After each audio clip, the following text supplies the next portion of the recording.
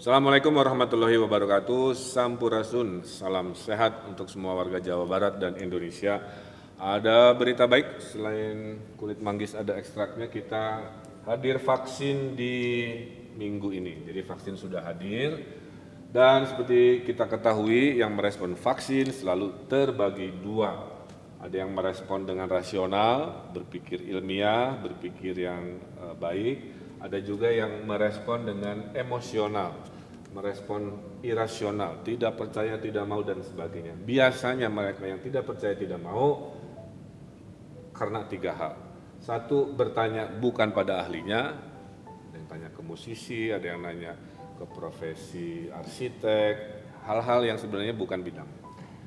Ada juga yang terprovokasi di WA, di media sosial, dan juga ada yang kena korban hoax. Rata-rata pasti karena tiga ini. Nah, saya fokus ke orang-orang rasional yang bela negara, menyelamatkan negara agar pandemi cepat selesai. Mereka biasanya tetap bertanya, tapi bertanya kepada mereka yang menjadi referensi. Satu, bertanya ke ahli vaksin. Dokter juga banyak, tapi tidak semua dokter paham virologi atau vaksin. Tanyanya ke dokter yang ahli vaksin.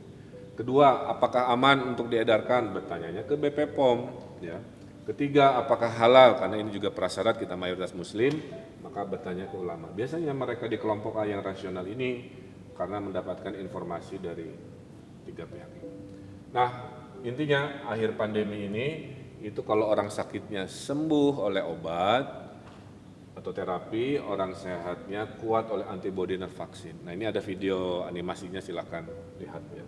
Nah, di dalam video animasi ini kita bisa melihat bahwa antibodi akan muncul karena vaksin itu adalah mengambil satu bagian dari virus yang dimatikan, dilemahkan, disuntikan ke badan kita, seperti saya sebagai relawan, kemudian seluruh tubuh merespon benda asing yang masuk ke tubuh kita dengan menghasilkan antibodi. Nah, itulah yang diharapkan dari vaksin yang sekarang kita lihat di animasi. Nah, vaksin yang ke Indonesia terbagi dua. Ada vaksin Bio Farma Sinovac yang saya jadi relawan, ya, dan saya sudah disuntik 2 kali. Ada vaksin yang beli jadi yang minggu ini akan diedarkan. Ada merek Pfizer, ada merek AstraZeneca, dan merek Sinovac sendiri. Nah, Sinovac ini sudah dites di Turki, sudah dites di Brazil, dan bersama Bio Farma dites di Indonesia. Hasilnya kata WHO nih, ya, jika sudah di atas minimal 50% kemanjuran atau efikasi, itu sudah sangat baik ya, menyelamatkan pandemi seperti waktu cacar dulu juga hal yang sama. Ternyata alhamdulillah yang di Indonesia kemanjurannya efikasinya 65,3 yang saya, kemudian yang di Brazil itu 78%, bahkan di Turki bisa sampai 91%. Nah, inilah yang dibeli oleh pemerintah pusat di tahap 1 yang dilaksanakan di Januari bulan ini. Nanti yang merek lain atau yang Bio Farma itu bisa tahap 2 atau tahap 3. Dan berita baiknya khusus yang di Indonesia, ternyata sekian waktu setelah disuntikan antibodi munculnya berlimpah, panen 99% antibodi. Ini keterangan dari Profesor Kusnandi sebagai tim ahli vaksin di Bio Farma, alhamdulillah. Kemudian, nah sekarang besok lusa vaksin tahap 1 itu kan pertanyaannya hanya 2, mana fatwa dari BPOM bahwa itu oke secara klinis. Sudah keluar tanggal 11 kemarin, emergency use authorization, ya, sudah keluar, berarti siap diedarkan, boleh disuntikan. Kedua, sudah ada fatwa dari MUI juga 11 Januari yang menyatakan halal. Mereka-mereka yang masih ribut urusan halal sudah dari MUI, ya. Nah, siapakah di tahap 1?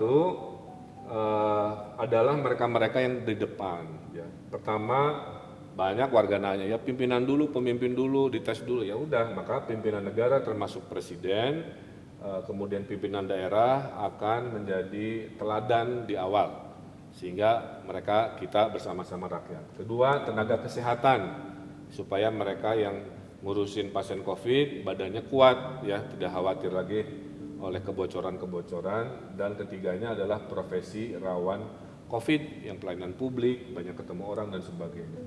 Yang terpenting, vaksin itu hak atau kewajiban? Boleh milih enggak? Jawabannya dalam situasi pandemi itu adalah kewajiban.